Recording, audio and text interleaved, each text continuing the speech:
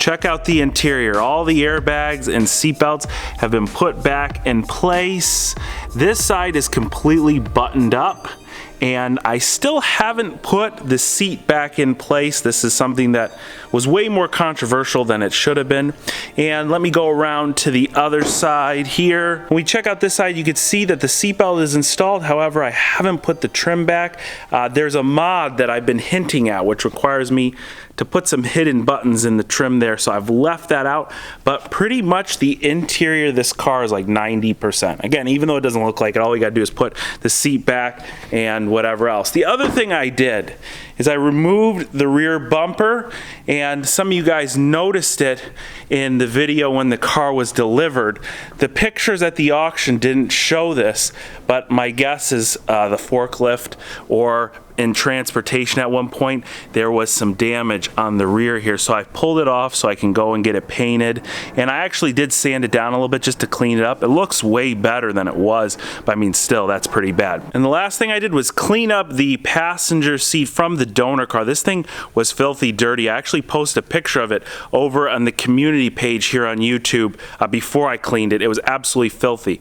Now the passenger seat has become way more controversial than it should be. I no joke got comments and even some private messages stating that if I install the passenger seat here in the Domino's pizza car, that they're gonna unsubscribe from me, they'll hate me forever, whatever the reason is. Now, I already showed you guys in the video that this car already has all the mounting stuff for the passenger seat. It's not like I would be modifying anything, it's right there. It just clips in, and these bolt holes are, this is all original. They hardly changed this car as far as interior stuff goes. Like I said, they added more stuff than they actually modified. So we could put this seat in, we could always take it out in the future. The drink carrier, custom whatever, cooler, whatever the heck they call it, wouldn't go anywhere. Like I said, I just stick it in the back where all that room is. So I'm gonna put a poll above right now to try and settle this once and for all. Passenger seat in the pizza car, yes or no? I personally think it'd be amazing to give people rides in the car. It would just make things that much more fun, but if you hate the idea, vote above. And make sure you hit me up in the comment section below. Unsubscribe over adding the passenger seat in the car, come on. Now that we got the pizza car update out of the way, we're gonna hop in the, well, it'd be really funny to say coupe right now, wouldn't it? But it's not a coupe, it's a sedan. The Audi, we're gonna go check out the C6 Corvette. So when Mike and I were finishing up some of the suspension work on the Corvette, well, we found out that, here, I'm gonna show you right now. Let's hop in the car and let's go.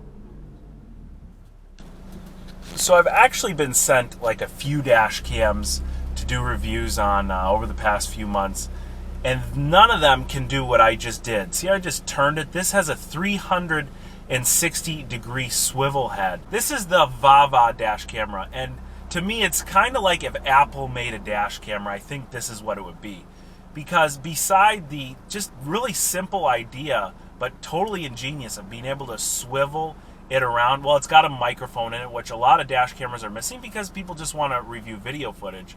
But, I mean, think about this. Anytime I want to do a video where I'm doing an in-car drive, I have to set up a GoPro and then usually set up an external microphone and all this other stuff. This is always sitting here, and the SD card door is right on the back of it. So I can just grab the SD card out of it and review the footage whenever I'm ready to look at it, edit it, and check it out. The other big thing is, well, I'm only setting up a GoPro whenever I need the GoPro footage. This is recording all the time. So the stuff that I see on the road and I want to share in a video like this, well, it's never set up for that, so you guys never get to see it. I'm pretty certain that this will create a whole lot of new content for me. I mean, think about it. Say that you get pulled over, which I really am not planning on having happen anytime soon, but you never know.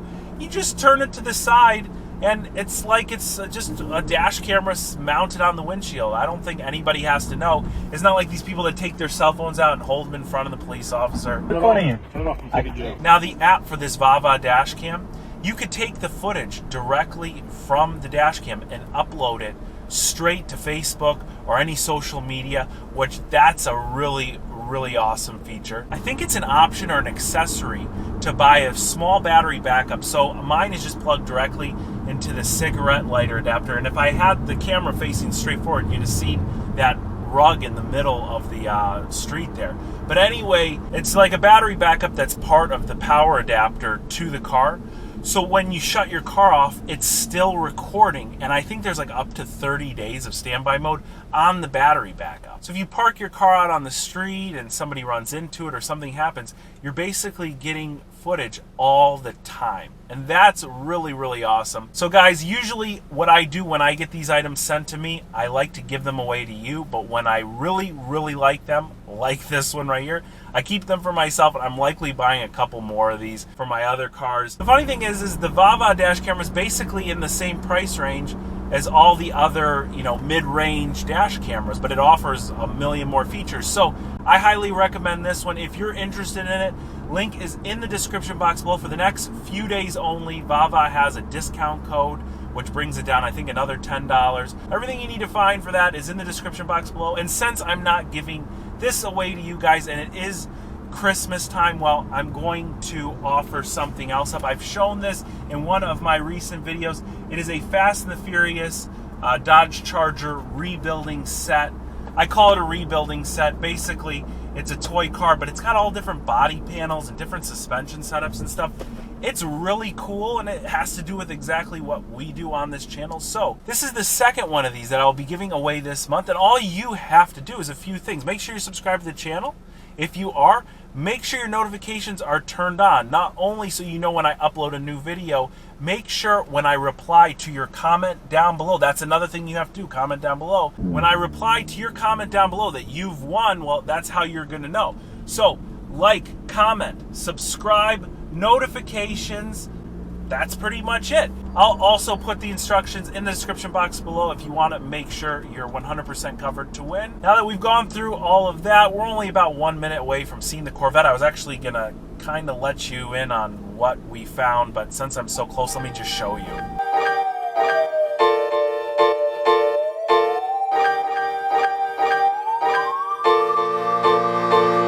All right, so here we go. You can see Mike put back on all the brakes, the calipers, pretty much the entire suspension on both sides because that was all taken off. If we go around here, same thing on this side. This is the side that the control arm was cracked and broken, subframe was cracked. Obviously, that's all been replaced now. It's absolutely beautiful under there. Brand new control arm right here, why it looks so clean. And the only thing we got to get is one of these camber adjustment bolts. That's like $50 just for the bolt that goes through here to the control arm from GM. You have to buy the bolt, and then there's a piece that goes in the end, the nut. All that's like $45 or something from the dealership. That $50 bolt is the least of my concerns right now and is comparatively a joke to what I'm about to show you. Now, I've always told you that the first thing I like to do after I receive one of these cars from auction is just check, make sure that there's oil in the car. Now, this has what's called a dry sump oil system. This Corvette takes 10.5 quarts of oil. That's part of the good news here because when I pulled the dipstick to the car, it came out like this. I don't know how well the camera's showing it, but I'll wipe it on this white paper towel here. You can see there's a little bit of dirt that comes off. But this is dry, extremely dry. The day we got this car delivered, if you haven't seen the video already, it was left out in the middle of the street. We were worried about pushing it. And honestly, we did try and start it. Now, the car did not start. What we did was hook up a jumper box right here to the alternator. And then we hit the clutch and the push to start button that's over there to the right of the steering wheel. And nothing, not even an attempt at a crank. We figured something was unhooked here in the engine bay or just didn't have enough power, the small little battery jumper box, to start the LS3 in this car. Once our option to start it was out of the cards, well, we went on to just moving it, which took us hours, and getting it here where it is now. And I've since pulled the battery out, and I'm going to find out whether it works or I need to get a new one. By the way, this car has one of the most tough to remove batteries I've ever seen before. It just fits in there. You'd think it'd be easy, right? Well, it took a few guys to get that out. So while we were working on the car and I pulled this dipstick, found that there was absolutely no oil in it, the first thing that popped into my head was that, well, this has all been disassembled. So likely when they disassembled it, some oil came out, and I'm hoping that it's low. I haven't pulled the drain plug. We're going to do that right now. I've brought my pail here. But if the car's not running, it's usually not pumping that oil through the coolers, and really it's just going to lose whatever's in the lines. I don't know if that's enough to make this low or not. Now this is the next thing that stands out. This is a quality control checklist from Sonic Automotive Collision Center. This is where this car went after its accident, and I'm covering up the owner's name here just out of privacy. But this car was sent to a collision center, which means that they considered repairing it instead of just totaling it out. When they found the very, very slight dent on the frame underneath, I think that's when they decided to total it out. So obviously they disassembled this, and again, I'm assuming when they took the oil cooler out, they lost a little bit of oil, but did they drain the oil completely? Who in the heck knows? Now, before we go ahead and get underneath the car, find out whether there's any oil in it whatsoever, one other thing that popped in my head was, and I'm going to put my hand again here just to cover anything up, but all this paperwork was on the dashboard when I got the car, and I looked through it, and it had the previous owner's name and phone number on it. I did call them, and I had a pretty nice conversation with them. They actually went and told me exactly what happened in the accident. They said that they were traveling about 40 miles an hour. Somebody pulled out in front of them, and they turned to the side, ran into a curb, cracked all that undercarriage stuff. They told me that the insurance company said that they would have fixed all that no problem. It was when they saw, again, the dent on the frame rail, which I've shown you before, which we've discussed, and it was my theory is why the car was totaled out. After he told me what happened in the accident, the major follow-up question was, did it lose or leak any oil afterward? And his answer was no, absolutely not. He did talk about the oil filter being dented, which I'll show you, and I have seen. It is dented. But he said the oil pan, everything like that, was perfectly fine.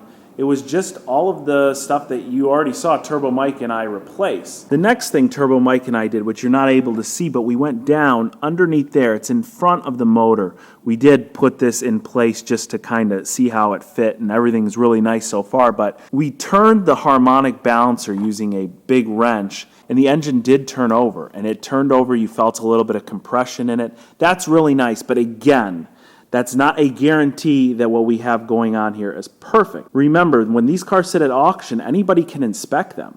So if anybody's inspecting them, and let's say that the battery is still good because it just got to auction after, a week or two after being in the accident, they go ahead and they start the car. Maybe at the collision center, they accidentally started it.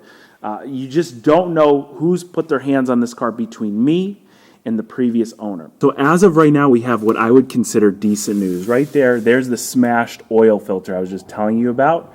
There's drain plug number 1. Here's drain plug number 2. Let's go ahead, let's pull those, and let's pray that oil comes out of them.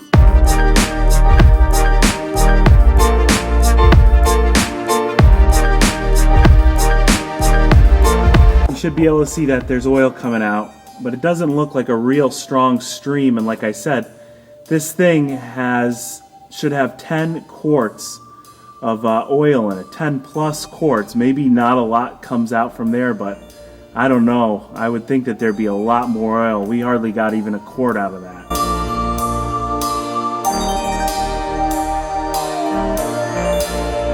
All right, our last drain bowl is right here. I'm doubtful much oil will come out of that. I think that most of the oil comes out of the first drain bolt. You undo, and then, well, let's just find out. Yeah, hardly any oil out of there. Well, here is all the oil that came out. I'll show you right there. Maybe a quart, quart and a half, not that much oil. Here is the dented oil filter. You could see it definitely took some impact. I don't see anything shiny in the oil, which is a good sign, but still, I was expecting if oil did come out to see a lot more than this. So that leaves us here, and I don't really know how good of a place here is to be. It sure doesn't feel very good, and we'll do a quick recap. This car takes over 10 quarts of oil. The previous owner stated that in the accident there was no oil loss. When I got the car, the undercarriage was immaculate. As you guys saw underneath the car just now, it's immaculate. We haven't done anything to it besides the work that we've done. I took the old subframe out. There was not a drip of oil or even coolant or anything on anything or anywhere, which means that it could have been cleaned. We do know that it was at a collision center where they did disassemble a lot of the car. You would think at a collision center they know how to handle these cars, but it did go to auction where these cars can be turned on and tested. When I bought the car, it was not listed as a run and drive, and it was not listed as a does not start. It was listed as something that did not attempt a start. You usually see that on cars that are disassembled in the engine bay like this one. Your thoughts or suggestions would be greatly appreciated, guys, because while I'm hopeful and while I'm gonna fill this system back up with oil, connect everything, and hope it fires up when we get to that point, I'm also somewhat doubtful, and it concerns me a little bit that this car might have just gotten, you know, $7,000, $8,000, or $9,000 more expensive if we're talking about a replacement LS3 or rebuilding the one that's already in there. As always, I appreciate you watching this video. If you have any questions whatsoever, want some more detail on how the car came to me or anything related to the lack of oil situation we're dealing with, definitely comment down below. I really want to discuss this one with you guys because I hope you can help me at least feel better about the situation. Also, if you have any questions about anything at all or see a cool car at the auctions, be sure to email it to me or write me on Instagram. Everything you need to do to contact me is in the description box below. Don't forget to enter the giveaway because it's totally free, and if you've already commented and subscribed, well, you're pretty much all the way there. Guys, thanks a whole lot for watching, and I will catch you very soon.